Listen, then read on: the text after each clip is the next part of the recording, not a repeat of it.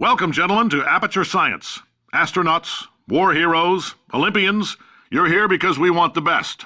And you are it. So, who is ready to make some science?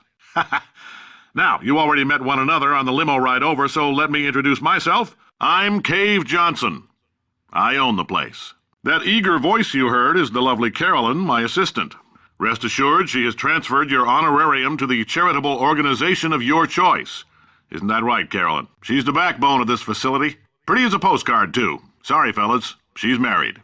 To science. There's 1,000 tests performed every day here in our enrichment spheres. I can't personally oversee every one of them, so these pre-recorded messages will cover any questions you might have and respond to any incidents that may occur in the course of your science adventure. Your test assignment will vary depending on the manner in which you have bent the world to your will. Those of you helping us test the repulsion gel today, just follow the blue line on the floor. Those of you who volunteered to be injected with praying mantis DNA, I've got some good news and some bad news. Bad news is we're postponing those tests indefinitely. Good news is we've got a much better test for you. Fighting an army of mantis men. Pick up a rifle and follow the yellow line. You'll know when the test starts. They say great science is built on the shoulders of giants. Not here. At Aperture, we do all our science from scratch. No hand-holding. The average human male is about 60% water. As far as we're concerned, that's a little extravagant. So if you feel a bit dehydrated in this next test, that's normal. We're going to hit you with some jet engines and see if we can't get you down to 20 or 30%. For this next test, we put nanoparticles in the gel. In layman's terms, that's a billion little gizmos that are going to travel into your bloodstream and pump experimental genes and RNA molecules and so forth into your tumors. Now, maybe you don't have any tumors. Well, don't worry. If you sat on a folding chair in the lobby and weren't wearing lead underpants, we took care of that too. If you've cut yourself at all in the course of these tests, you might have noticed that your blood is pure gasoline. That's normal. We've been shooting you with an invisible laser that's supposed to turn blood into gasoline, so all that means is it's working. Just a heads up, that coffee we gave you earlier had fluorescent calcium in it so we can track the neuronal activity in your brain. There's a slight chance the calcium could harden and vitrify your frontal lobe. Anyway, don't stress yourself thinking about it. I'm serious. Visualizing the scenario while under stress actually triggers the reaction. All these science spheres are made of asbestos, by the way. Keeps out the rats. Let us know if you feel a shortness of breath, a persistent dry cough, or your heart stopping, because that's not part of the test. That's asbestos. Good news is the lab boys say the symptoms of asbestos poisoning show a median latency of 44.6 years. So if you're 30 or older, you're laughing. Worst case scenario, you miss out on a few rounds of canasta. Plus, you forwarded the cause of science by 3 centuries. I punch those numbers into my calculator, it makes a happy face. If you need to go to the bathroom after this next series of tests, please let a test associate know, because in all likelihood, whatever comes out of you is going to be coal. Only temporary, so do not worry. If it persists for a week, though, start worrying and come see us, because that's not supposed to happen. Just a heads up, we're going to have a superconductor turned up full blast and pointed at you for the duration of this next test. I'll be honest, we're throwing science at the wall here to see what sticks. No idea what it'll do. Probably nothing. Best case scenario, you might get some superpowers. Worst case, some tumors, which we'll cut out. If you're allergic to peanuts, you might want to tell somebody now, because this next test may turn your blood into peanut water for a few minutes.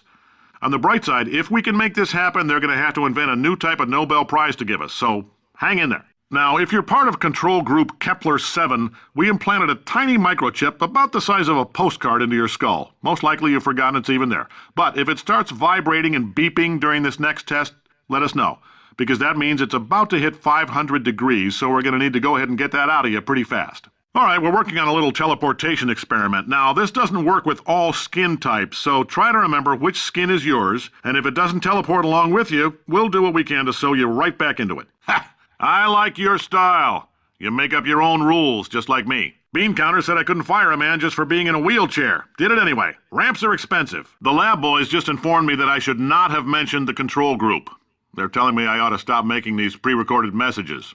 That gave me an idea. Make more pre-recorded messages. I pay the bills here. I can talk about the control group all damn day. We haven't entirely nailed down what element it is yet, but I'll tell you this, it's a lively one, and it does not like the human skeleton. Oh, in case you got covered in that repulsion gel, here's some advice the lab boys gave me.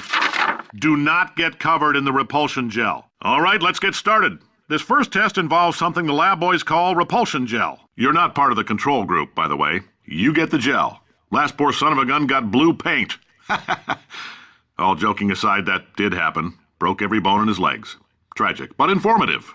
Or so I'm told. I'm telling them, keep your pants on. All right, this next test may involve trace amounts of time travel. So, word of advice, if you meet yourself on the testing track, don't make eye contact.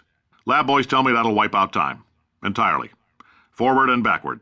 So, do both of yourselves a favor and just let that handsome devil go about his business. If you're hearing this, it means you're taking a long time on the catwalks between tests. The lab boys say that might be a fear reaction.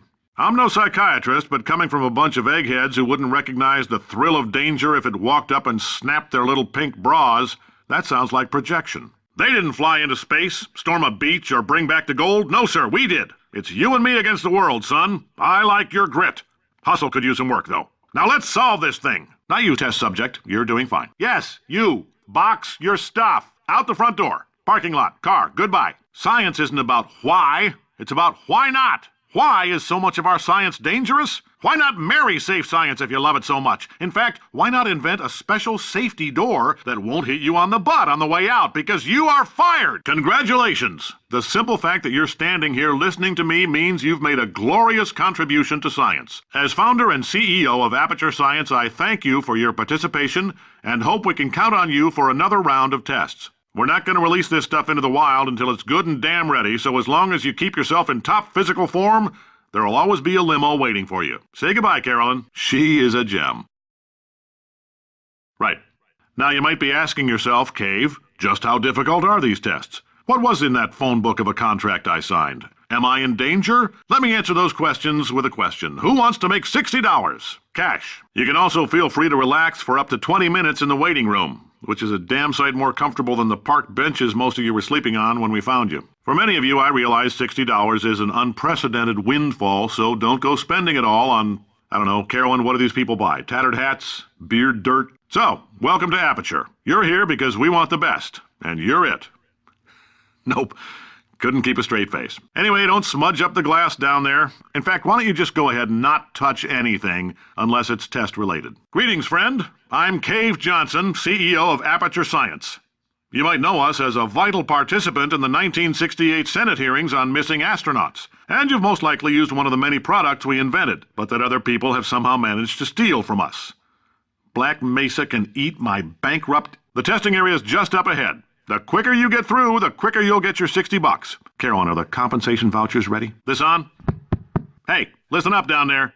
That thing's called an elevator, not a bathroom. Great job, astronaut, war hero, and/or Olympian. With your help, we're gonna change the world. If you're interested in an additional $60, flag down a test associate and let them know. You could walk out of here with 120 weighing down your bindle if you let us take you apart, put some science stuff in you, then put you back together, good as new. In case you're interested, there's still some positions available for that bonus opportunity I mentioned earlier. Again, all you gotta do is let us disassemble you. We're not banging rocks together here. We know how to put a man back together. So, that's a complete reassembly. New vitals, spit shine on the old ones, plus we're scooping out tumors. Frankly, you ought to be paying us. Thank you. I can't believe I'm thanking these people.